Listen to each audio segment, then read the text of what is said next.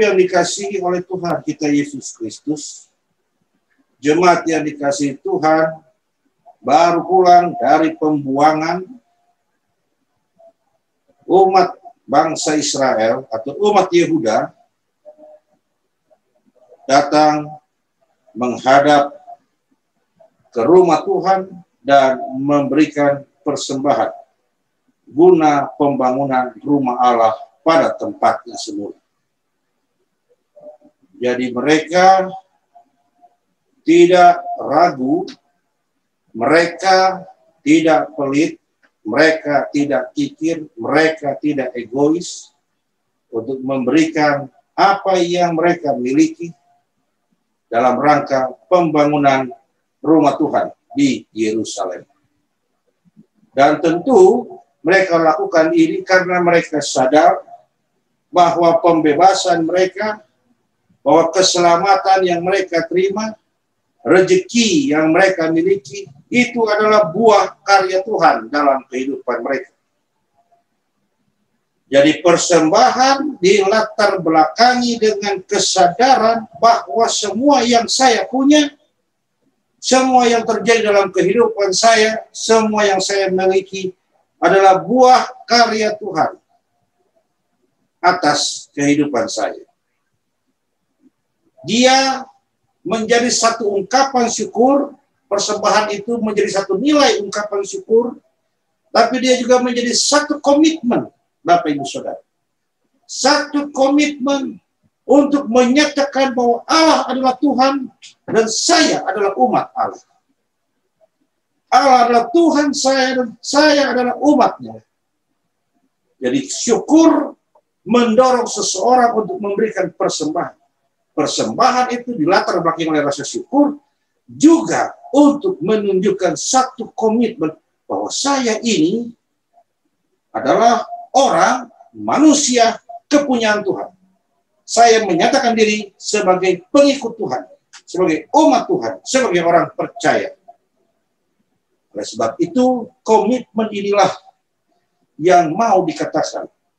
Jadi yang pertama adalah tentang ungkapan syukur yang dilatar belakangi oleh kesadaran bahwa rezeki kita datangnya dari Tuhan. Dan yang kedua adalah tentang komitmen untuk menjadi umat Allah dan terlibat dalam pembangunan rumah Tuhan di atas bumi, di tengah-tengah dunia. Seperti yang dikatakan pada ayat 68, mereka mempersembahkan persembahan sukarela guna pembangunan rumah Allah pada tempatnya semula. Nah, Bapak Ibu Saudara, jemaat yang dikasihi oleh Tuhan, kalau bicara rumah Allah dalam bacaan kita saat ini, secara harfiah, ini jelas menunjuk kepada bait Allah sebagai rumah ibadah. Ya, menunjuk kepada bait Allah sebagai rumah ibadah. Itu makna harfiah atau historisnya daripada rumah Tuhan yang ada dalam bacaan kita. Secara harfiah, secara historis, secara tekstual, ini bicara tentang rumah ibadah yang disebut bait Allah di Yerusalem. Kalau kita memaknainya secara harfiah, tapi kalau kita memaknainya lebih luas, secara teologis, maka kita harus melihat merujuk pada kitab Yesaya 66 ayat 1. Yesaya 66 ayat 1 berkata begini, beginilah firman Tuhan. Langit adalah takhtaku dan bumi adalah tumpuan kakiku. Rumah apakah yang akan kamu dirikan bagiku? Dan tempat apakah yang akan menjadi perhentianku? 66 ayat 1 Yesaya. Langit adalah takhtaku dan bumi adalah tumpuan kakiku. Jadi kalau dilihat secara luas, makna rumah Tuhan itu bukan rumah ibadah, yang terbatas pada satu tempat. Tapi rumah Tuhan itu adalah seluruh seisi dunia. Itu adalah rumah Tuhan. Seisi dunia, bumi dan segala isinya, itu adalah rumah Tuhan. Langit takhtaku dan bumi adalah tumpuan kaki. Dan kalau kita memahami rumah Tuhan dalam pemahaman Yesaya 66 ayat 1, maka kita bisa memaknai yang dimaksud dengan membangun rumah Tuhan, itu artinya menyatakan kehendak Tuhan di tengah-tengah kehidupan di dunia ini. Menyatakan rencana Tuhan, menyatakan perintah Tuhan, menyatakan rancangan Tuhan di tengah-tengah kehidupan dunia dan segala isinya. Karena itu yang menjadi pesan utama dalam pemberitaan firman di saat ini.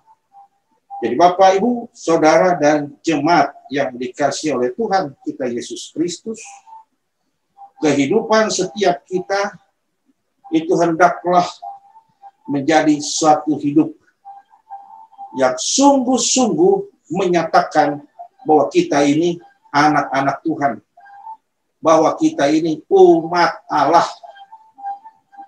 Sungguh-sungguh menyatakan itu.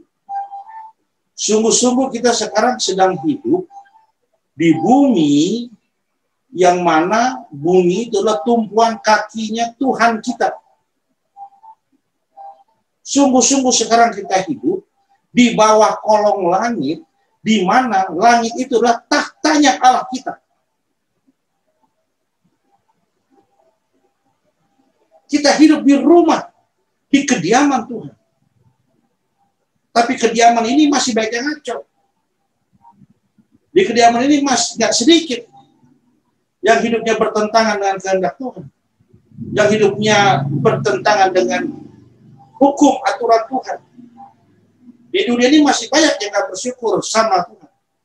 Masih banyak yang nggak punya kesadaran untuk melihat bahwa apa yang dimilikinya itu adalah sungguh-sungguh buah karya Tuhan.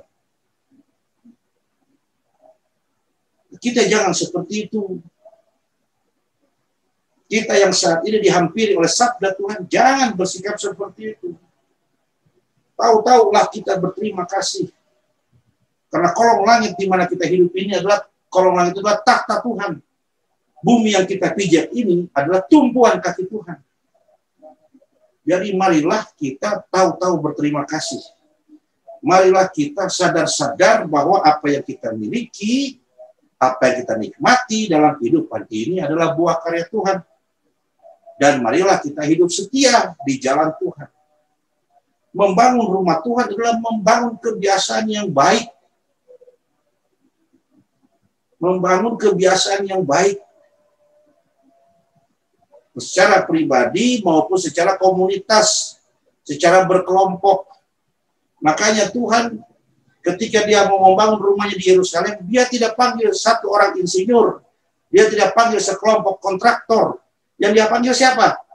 Sekumpulan umat. Dia nggak panggil insinyur, dia nggak panggil kontraktor, dia nggak panggil raja untuk renovasi rumahnya, untuk bangun rumahnya. Dia panggil siapa? Umat.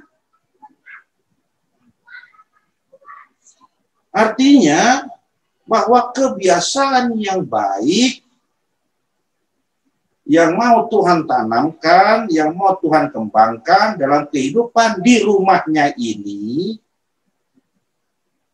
itu harus dimulai dari umat pilihan. Itu dimulai dari sekelompok orang yang disebut dengan umat pilihan. Dulu di Alkitab umat pilihan itu Israel. Sekarang siapa umat pilihannya? Gereja. Gereja mesti jadi contoh.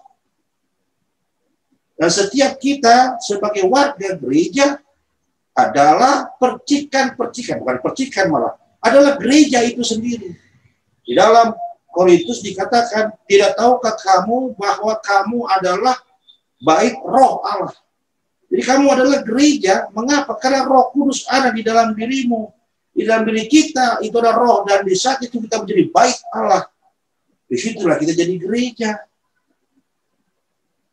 Jadi dimanapun kebiasaan itu sungguh-sungguh kemudian kita saksikan, kita nyatakan supaya jadi contoh buat yang lain.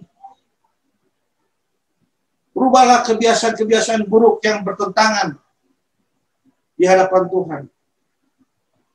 Bagaimana kami bisa tahu, Pak, kebiasaan yang baik?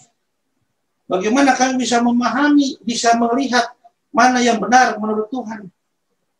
Teladankanlah itu dalam kehidupan kita. Sebagai pribadi dan juga sebagai persekutuan. Makanya kita pelihara sungguh-sungguh persekutuan. Karena Tuhan memanggil umat dari pembuangan.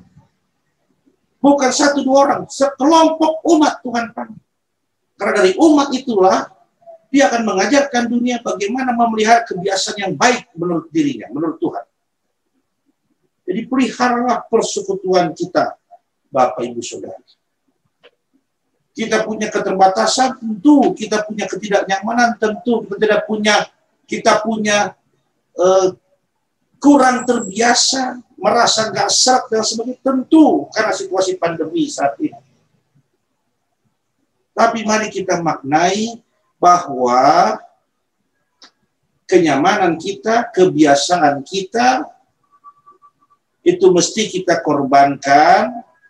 Karena melalui pandemi ini kita diajarkan menjadi saksi untuk memandang bahwa kehidupan yang Tuhan anugerahkan mesti dijaga baik-baik. Makanya kita disiplin protokol kesehatan, Bapak Ibu Saudara, bukan karena kita takut dihukum, bukan karena kita minoritas.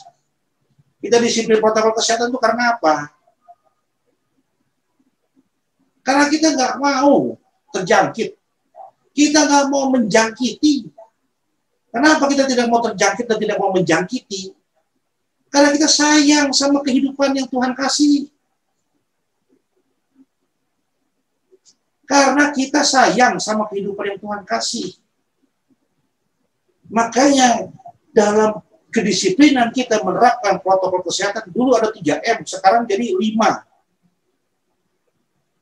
Cuci tangan, pakai masker, apalagi, pokoknya 5M lah, Bapak Ibu tahu. Kita lakukan bukan karena kita takut dihukum, takut nggak dapat bantuan dari pemerintah, takut nanti kita dijauhi, bukan karena itu. Karena kita memaknai itu sebagai sikap iman. Tuhan kasih kehidupan dan izinkan adanya pandemi. Mari sekarang kita bersama-sama bersaksi. Pelihara kehidupan yang Tuhan sudah kasih. Meskipun ada pandemi, tapi kita pelihara kehidupan. Bagaimana cara kita memelihara kehidupan ini? Disiplin. Disiplin kesehatan. Jadi Bapak Ibu Saudara jemaat yang dikasih Tuhan, inilah salah satu contoh kebiasaan-kebiasaan baik. Ya. Nggak cukup 1-2 orang, mesti sekelompok. Nggak cukup 1-2 nggak cukup person-person, tapi mesti komunitas. Nggak cukup 1-2 individu, mesti komunitas. Makanya kita menjadi satu kesaksian ketika kita sebagai satu persekutuan komunitas menyatakan sikap kita memulai, mempelopori, dan memelihara kebiasaan yang baik itu. Memelihara kebiasaan yang baik menurut kehendak Tuhan. Dalam konteks pandemi, kita memelihara kebiasaan yang baik, di mana kita patuh terhadap disiplin kesehatan itu. Bukan karena takut dihukum, sekali lagi bukan karena takut dihukum, Bapak Ibu Saudara. Tapi karena lihat Tuhan begitu murah hati, mengaruniakan kita kehidupan. Tuhan begitu murah hati, menganugerahkan kita kehidupan. Dan iman kita mendorong kita untuk memelihara kehidupan kita. Jadi kebiasaan yang baik dalam rangka hidup sebagai ciptaan, sebagai umat dalam rumah Tuhan ini, mari terus kita pertahankan, mari terus kita tumbuhkan, kita kembangkan. Supaya semua bisa melihat dan menyaksikan bahwa melalui kitalah Tuhan bekerja dan memberkati dunia yang menjadi kediamannya. Tuhan Yesus memberkati. Amin.